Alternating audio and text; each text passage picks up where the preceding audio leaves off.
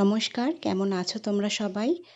কালকে আমি তোমাদের সাথে একটা নিরামিষ পাতুরির রেসিপি শেয়ার করেছিলাম আর বলতে বলেছিলাম ওটা আমি কী দিয়ে বানিয়েছি।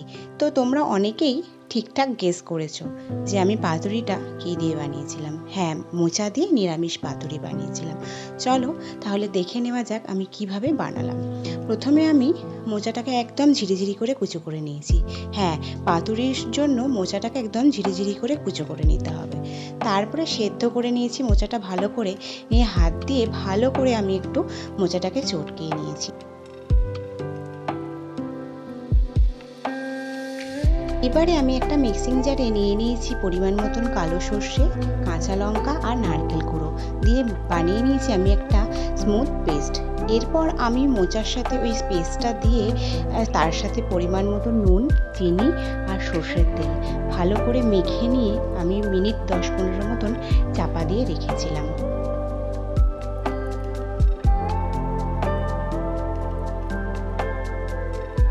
কলা পাতায় মুড়বো বলে পাতুরিগুলো, সেই কলা পাতাগুলো এবার আমি একে একে গ্যাসের মধ্যে সেঁকে নিলাম। দেখো এইভাবে আমি উল্টে পাল্টে সেঁকে নিয়েছি। একে একে যে কটা কলা পাতা ছিল আমি সেঁকে নেব। এইবার কলা পাতার ওপরে ওই মোচার পেস্টটা 2 চামচ দিয়ে দিলাম, দিয়ে ভালো করে একটুখানি সেট করে নিয়ে ওপর থেকে আমি একটা চেরা কাঁচা লঙ্কা দিয়ে দিয়েছি। এবার আমি কলা পাতাটাকে ভালো করে মুড়িয়ে নেব। মোড়ানোর পর ভালো করে আমি সাদা সুতো দিয়ে বেঁধে নিলাম।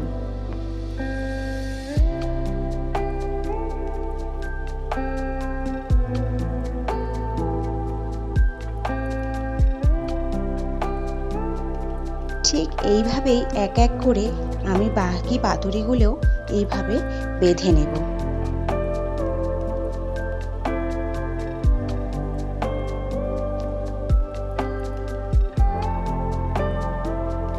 সব পাতুরি মোটামুটি আমার বাঁধা রেডি হয়ে গেছে। এবার আমি একটা কড়াই গরম করে তাতে একটুখানি সর্ষের তেল দিয়ে ভালো করে গরম করে নিয়েছিলাম।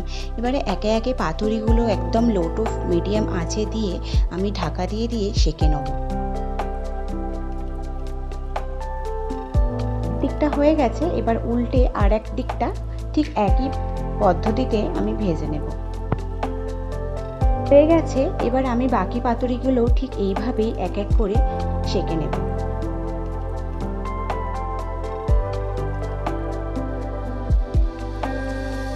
তোমরাও ঠিক এইভাবে এই পাতুরিটা করে দেখো, বিশ্বাস করো এক থালা ভাত নিমেষেই শেষ করে ফেলতে পারবে।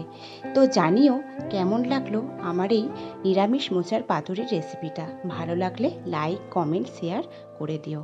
আবার দেখা হবে অন্য কোনো দিন অন্য একটা রেসিপি নিয়ে। টাটা।